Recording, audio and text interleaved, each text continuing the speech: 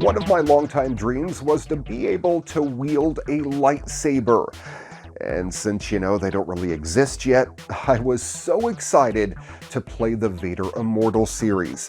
Unfortunately, it was divided into 3 episodes and fed out to the world slowly, but now you can play all 3 back to back in one epic Star Wars saga that still isn't very long.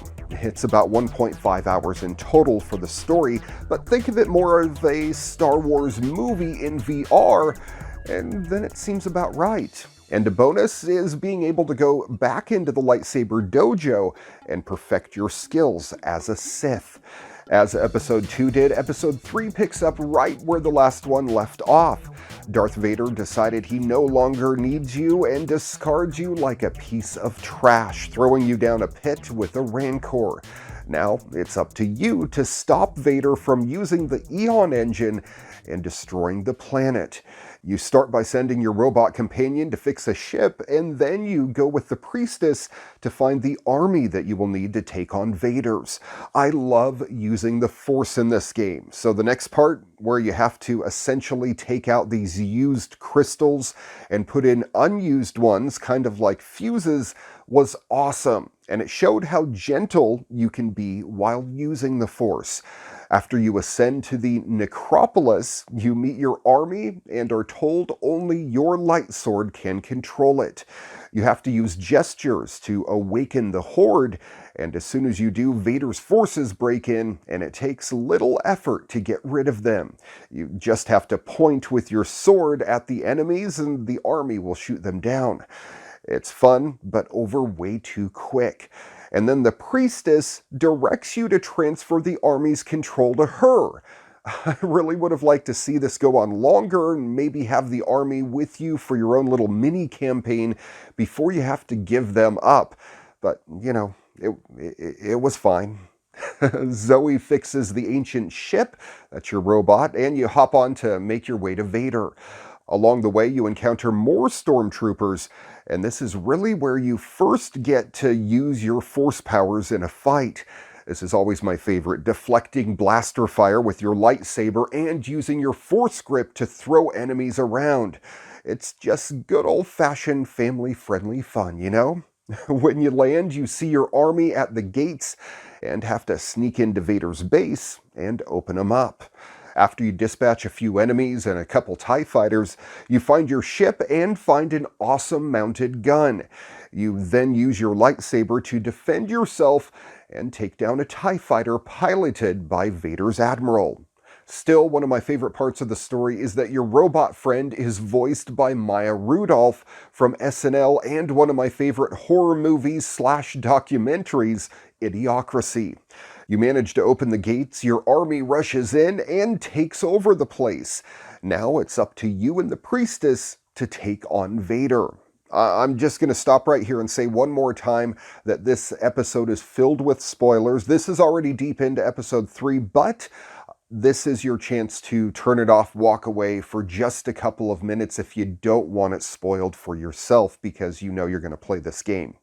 Any other Star Wars fans that probably aren't going to buy a $400 headset to play one Star Wars game, you can stay tuned and I'll spoil the end of this series for you right now. As you fight Vader and he throws you around like a rag doll, you learn he is somehow trying to use the Eon engine to bring back Padme.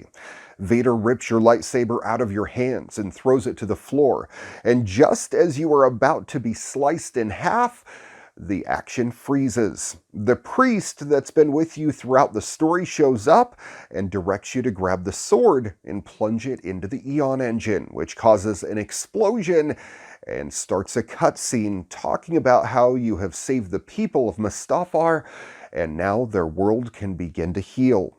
I have to say, I was a little disappointed I didn't get to take down Vader myself. After the cutscene, you wake up in your ship with Zoe and you discover that your light sword holds a star chart and it could lead to treasure. They then end the movie, game, VR experience, whatever you want to call it, by heading back into the stars to take part in the next adventure. After you finish, you can take part in the lightsaber dojo, which is so much fun and one of my absolute favorite parts of this game. You can put your skills to the test with multiple levels that let you take on battle droids, stormtroopers, and training bots. You can use your force powers, dual-wield lightsabers, and they even added grenades this time around that you can grab with the force. I would have paid $10 for the lightsaber dojo alone. The fact that I also get this amazing original story that lets me become a Sith in training is awesome and well worth the money as well. My only real disappointment is that I was told we would get to use Force Lightning in this game, and I was never able to. After Googling it, it appears that it's only available in a few levels of the lightsaber dojo, and only if you take down enough enemies in a certain amount of time. I was really hoping to use it during the main story. While I wish the story was longer, it's still fantastic and something every true Star Wars fan needs to experience. And I'm going to go out on a limb and say $400 for the Oculus Quest to be able to play this game for a true Star Wars fan shouldn't be that much of a stretch.